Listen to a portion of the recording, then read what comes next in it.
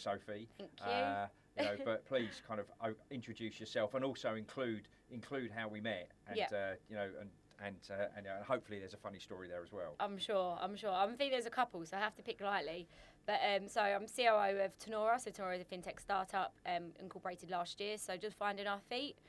We've got a couple of different products that we're getting close to operationalising, so it's been a really exciting journey, but very different from where I was last year, earlier last year, at a PLC, FX and payments business.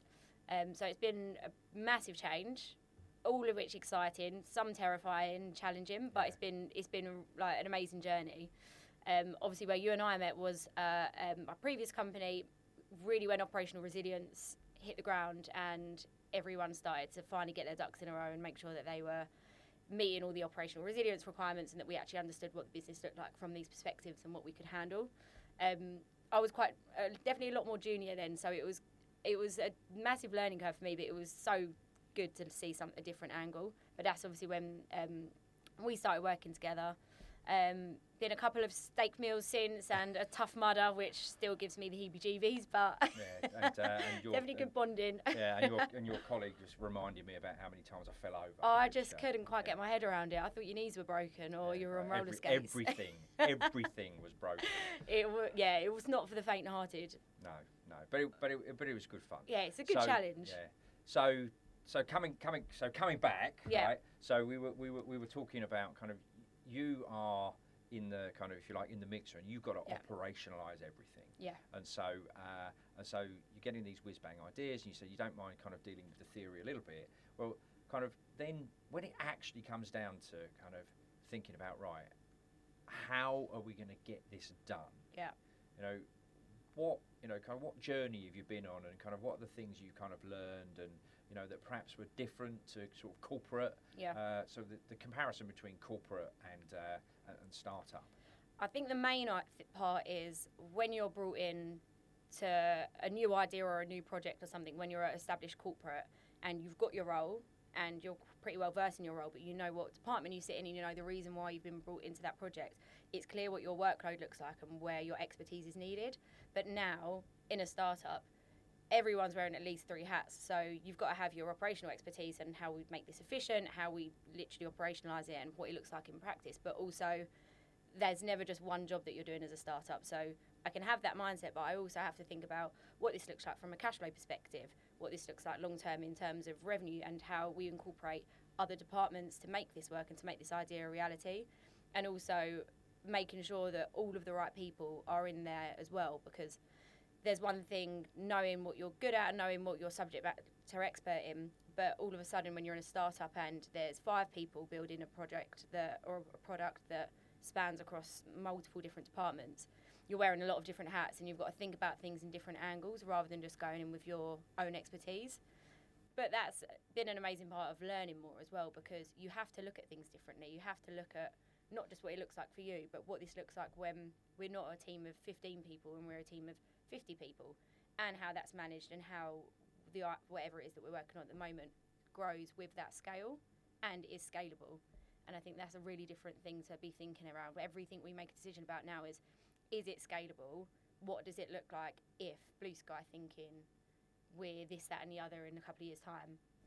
And that's a really different way of thinking, planning for the future rather than just the here and now, which is quite different. Yeah, I mean, it must be different. And I think, difficult. I mean, if it's not difficult, it's not going to be interesting. Yeah, exactly. So no one minds a little bit of difficulty. I was thinking, in kind of preparing for this, is kind of maybe we kind of, if we can, kind of bring out some kind of, maybe dig into some specific scenarios where you said earlier where you've got to operationalise every whiz bang idea, and sometimes you've got to say no. Yeah. Right. And so kind of when you kind of go through that, kind of, oh God, I'm probably going to have to say no to this. Yeah. Kind of why? Kind of what sort of thought process do you go through, and then how do you present it? We're going to do yes as well, right? Yeah. But kind of is there a scenario you can really kind of that you can share? Yeah, and I think at the beginning when we were building Tenora this time last year, you were involved in this part as well. We have all these great ideas of exactly what we wanted Tenora to be, based on what we've seen previously and what works and what generates good revenue and what makes a business in this industry scalable. But in the realistic kind of mindset of being a startup, you have to bite off as much as you can chew rather than just do it all at once. So we had a lot of business plan changes at the beginning, because even though we know they're great ideas, they're not great ideas for year one. So it's not entertaining it, but it's understanding the reason for the idea and giving it the time and space to talk about what it is, how it could benefit us, but the drawbacks as well. And rather than just saying, no, it's a crazy idea for year one, let's look at the idea as a whole. It's never wasted time, because if it's an idea that works in 3 years, we've got an understanding as to what it looks like and the cash that needs and the different requirements that we're going to have to kind of meet. So it's entertaining the ideas and working through them and understanding them, rather than just saying, no, it's too much right now. Yeah. And then, I like we said about you started to talk about the cash. Yeah. And I think, that's so important. Yeah.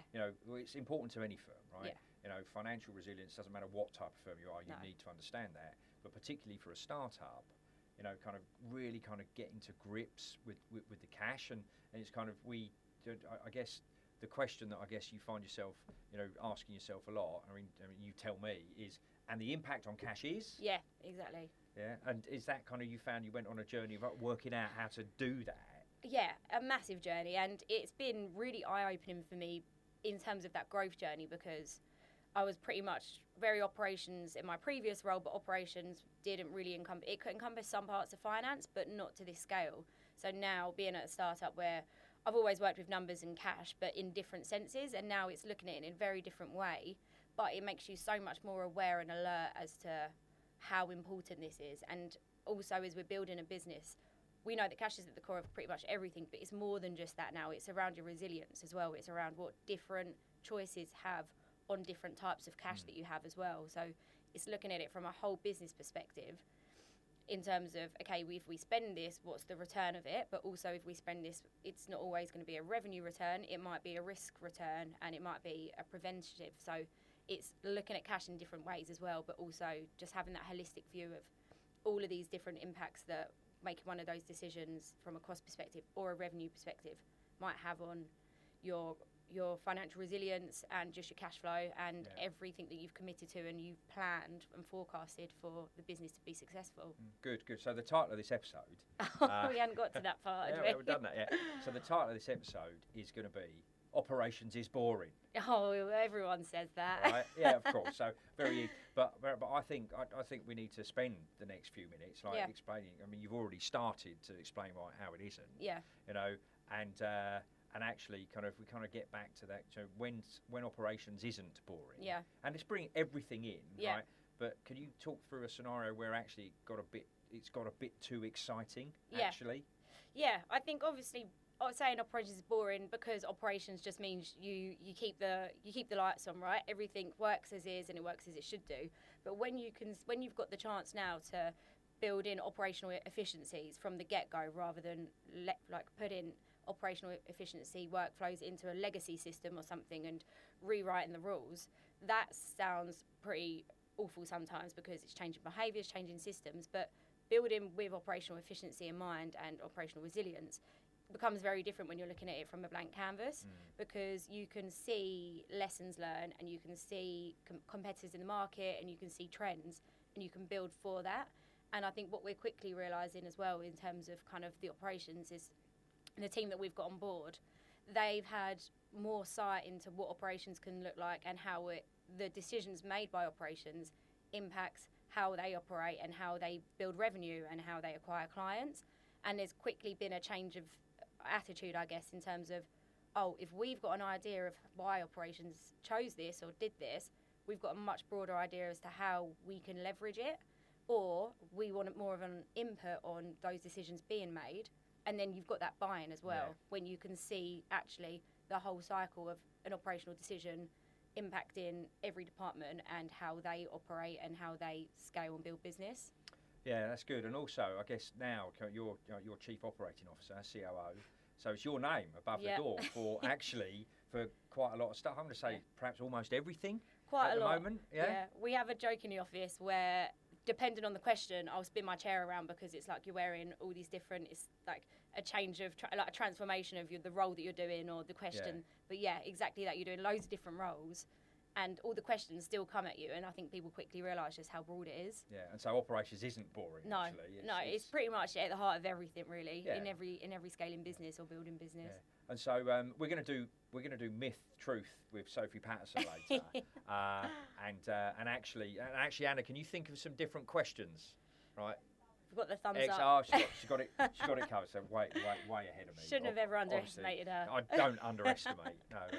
So we're going to do myth or truth with you later, but obviously we'll get to that in a second. I think really again I'm going to push you a little bit. Kind of thinking about how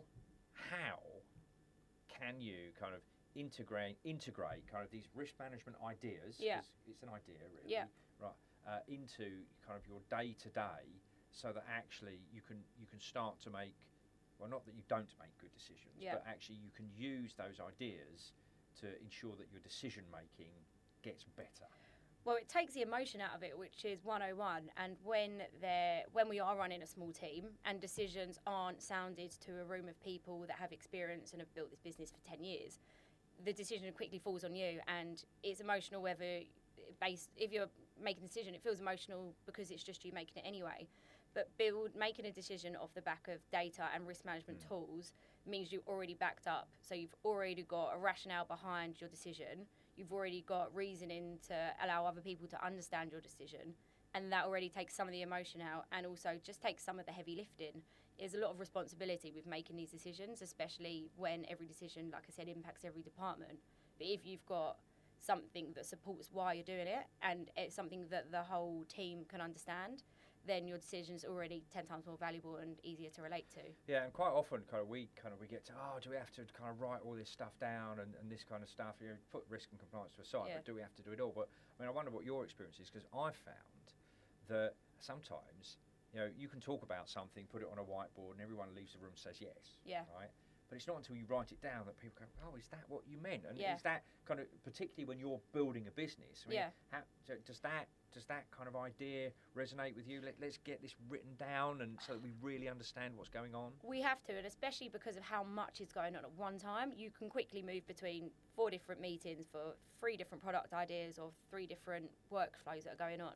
So it's easy to quite quickly get confused or forget what you're accountable for and the decisions that were made. So we've really made a change in terms of how we approach kind of project management or decision making, where we are sharing follow-ups and we're tracking them, and we're having in these weekly meetings rather than them just being weekly catch-ups. They've actually got agenda points followed on from the last one, so everyone knows the decisions that are being made in the calls, everyone's accountable for what sits with them, and it's just really it's really brought kind of the responsibility back to everyone in building this business, but also just having that alignment that we did agree this, and this is what it looks like on paper, and the processes that go alongside that, so that everyone can speak the same language and good.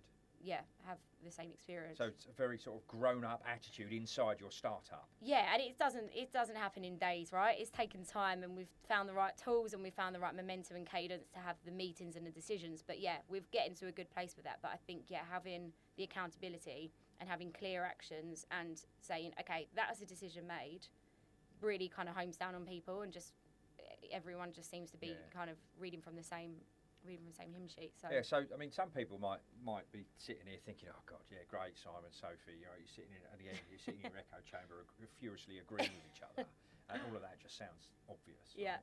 Right? But my experience is that although it is obvious, people don't do it. Yeah.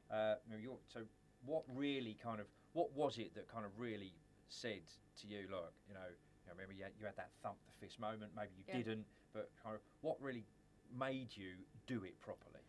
I think at the early stages, when there was probably more around 5 of us, we were doing that anyway because we knew if something was said, it had to be done. There's no one that you're delegating work to. It's on you to do it. And as we started to grow, it was just making sure that we didn't lose that, because all of a sudden you become a bit of a control freak, because there were 5 of you and you did it all, and now you're hiring more staff to help you. It's just making sure that you still have that clarity, and that delegating is good for everyone. It's good for growth for everyone else in the team, but it's also good so that you can keep growing. So it's allowed for that, and it's allowed for consistency, but also it's allowed for kind of, are we on track to do this? And if we're not, why aren't we? Because at a startup, you're all against deadlines and your commitments. So it's helped us to understand if we're not reaching a deadline, why isn't that? And every one of kind of our new joiners since has been brought into that behaviour, which is different from what we've had, but it's just changing that behaviour as well. So kind of as you grow, you kind of bring people in. You'll bring people in that you might not necessarily work with for a long time, and so kind of when you delegate those if you like, those tasks away. Obviously, you can't delegate the accountability. It's still your name above the door for mostly everything. Perhaps not revenue. I mean, you're responsible for most of it. It's kind of what kind of safeguards do you put around those kind of, you know, I'm delegating this, and then you think, right, I've delegated this away, but what am I going to make sure that happens so that I know that actually it's being done to the quality that I want it done to? I think there's a bit of a management element there, because it's putting the trust into people that you trust them to do it right, but you're there if you need support, and then the check-ins. So I think it's quite a management task on that, but also having that fluidity where we're solutions focused as well, and if there's a problem, we'll just work together and have a solution for it, because in a startup we don't have the time to dwell on the problems. Let's just fix it. And it's creating that kind of culture where we get it done together, and if there's an issue, we do it together. I think has made it easier to delegate and has given, like I said, the accountability out a little bit more. But everyone, I think, as a startup is bought into the excitement of what this could be.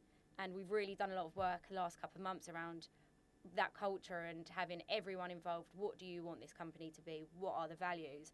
And I think that was a really good exercise for us to get everyone bought in, but everyone's excited to take it in the right direction. And whether that be doing a task that's been delegated to the best of your ability and coming together with new ideas, it's just really helped us in kind of having that kind of holistic culture where everyone's bought into the same vision. Excellent. I mean, it sounds fantastic, right? It's all, what is it? Kind of all free breakfast and avocado on toast. It was for 3 days, but the 3 days is over. 3 days summit.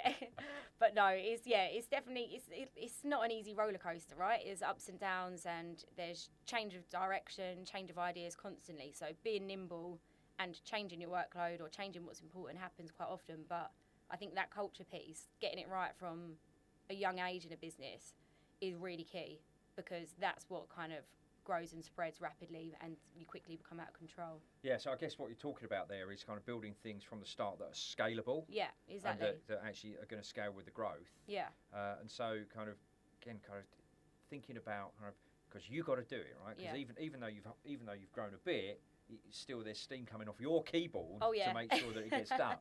And so kind of what are you really kind of thinking about in terms of, right, you know, this is in front of me, what other things how do you kind of manage all that information that you have to process to kind of get to the right if you like risk-based decision? I think it's, well, one, there's the managing of all the information and everything that's going on, and it's definitely been a learning curve, because especially when you're at the startup and you're even comparing different vendors, it's hard to lose track of who does what, why, which one is better than the other. So I think I take so many notes, it's crazy, but that's definitely helped. But again, the prioritisation of what matters right here, right now, is very much at the heart of how we've been working within some remit, because, like I said, timelines and time frames are moving, and goalposts are moving. So making sure that we're doing what we can to meet those as best that we can has been a lot in terms of making sure we've got our priorities right. For example, we've had a lot of change in our product roadmap and our prioritisation. We've got different revenue streams and different products that we're building. One being they're both pretty huge, but again, one has to take priority of the other, because the development resource is limited, as is resource in every other department. So we know we couldn't do everything all at the same time, so one product's had to take priority. What that meant for us is, in another business, that'd be really frustrating if something you were working on has been deprioritised. But with us, it just means that you've got more time to build and have everything scoped and ready for the second you've got resource to pick back up on tools. And we've been really working on that at the moment. So, one product's nearly ready to launch. We've done a lot of work in the back end for the other product, making sure that the decisions we make for that other product, we've had a lot of time, we've asked all the right questions, we've done all the comparisons to make the most informed decision that we can right here, right now. It might not always be the perfect decision, because it's a startup, but it's allowed us to really do comparisons and look at what's good in the market and look at what allows us to not just work for the moment, but we've made this decision, for example, with one vendor where it's a lot more heavy lifting, but what it means for us in 5 years' time is that there's no limit. So Great. we've had the time to reprioritise, re-resource, and really make that decision so that it sets us up for scale. I mean, so the idea that there's no limit, I mean, sounds kind of... Well, I say no limit. Maybe I've been sold the dream. So this, we'll play this back to you in a year's time. So, so Sophie, were there any limits? Well, actually... Yeah, here's the issues.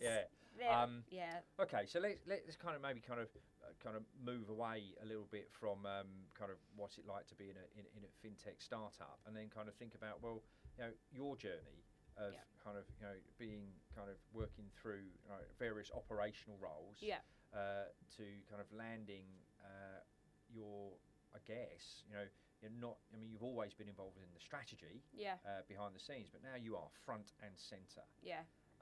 And so kind of what's that journey been like, and how have you enjoyed that? I mean, it's definitely daunting to make a big jump like that, but I think what you quickly realise once you work through all of the challenges that you're faced with is that having experience in different operational roles with some really amazing mentors that have exposed you to all kinds that go on behind the scenes and invited you into meetings and ideas has actually led you to be a lot more capable to do this role now than you would have ever thought.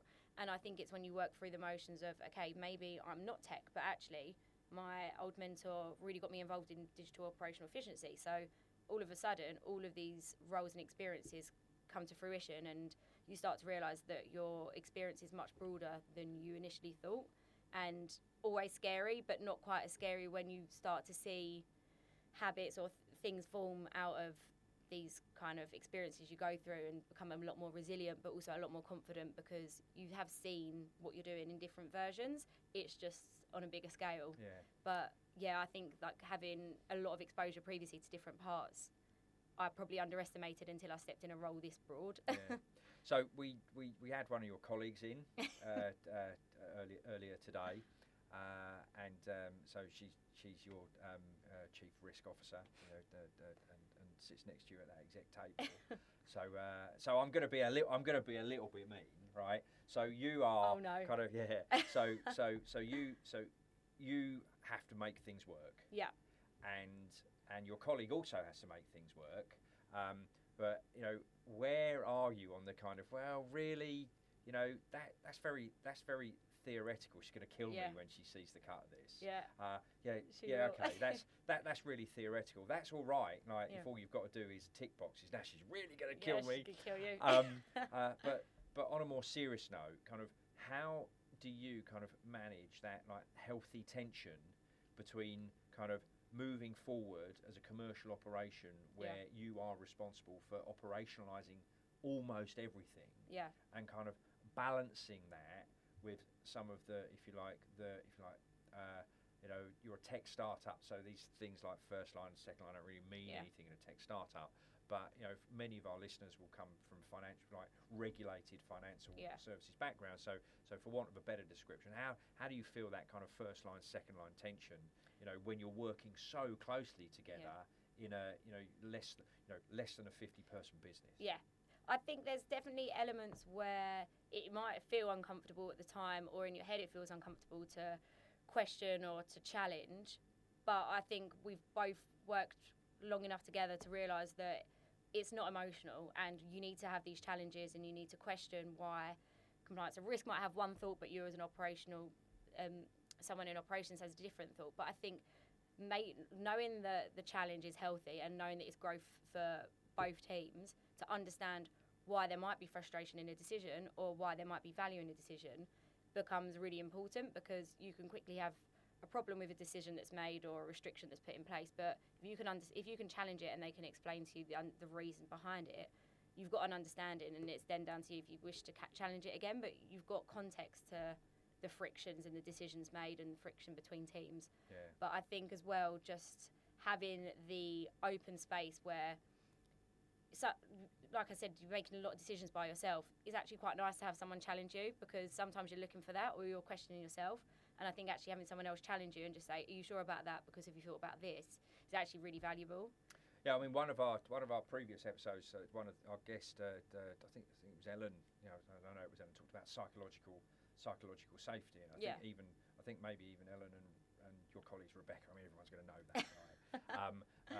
Had a conversation about. So I guess in your organisation, I guess there needs to be an enormous amount of psychological safety, and that not in the you know the regulatory tick box sense, but actually look, if we don't have psychological safety in this small startup organisation, we're going to make bad decisions. Yeah. Is that kind of how it?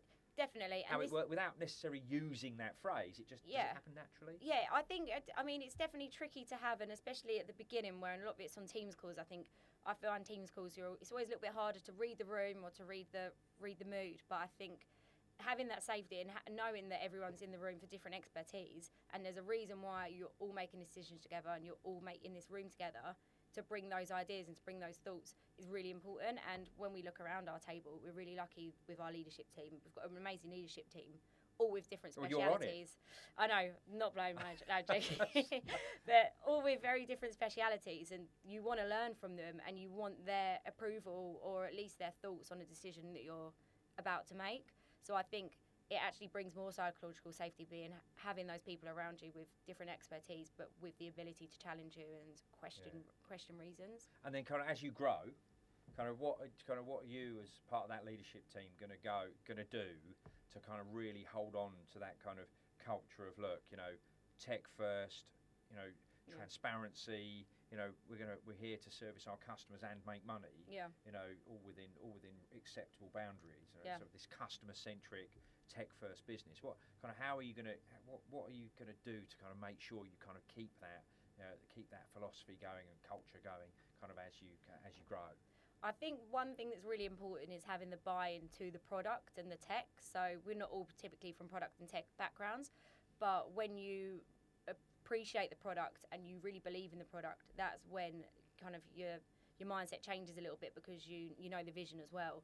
But I think having that product mindset where you really believe in what you're building makes it a lot easier to kind of drive that forward, rather than all just kind of being siloed or being working into different work streams that aren't for that vision. I think as well, lessons learned in terms of making sure we maintain that.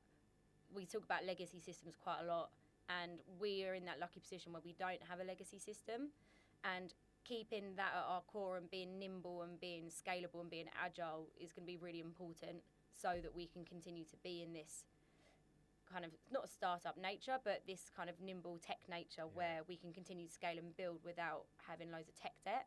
So I think making sure that we know our USP from a product and tech standpoint, and that stays at our core, rather than using resource or money to reinvent the wheel or to recreate products that are very well versed in the market. Having that kind of vision at our core and maintaining that will keep us in that kind of tech mindset as well, and keeping us moving forward. Yeah.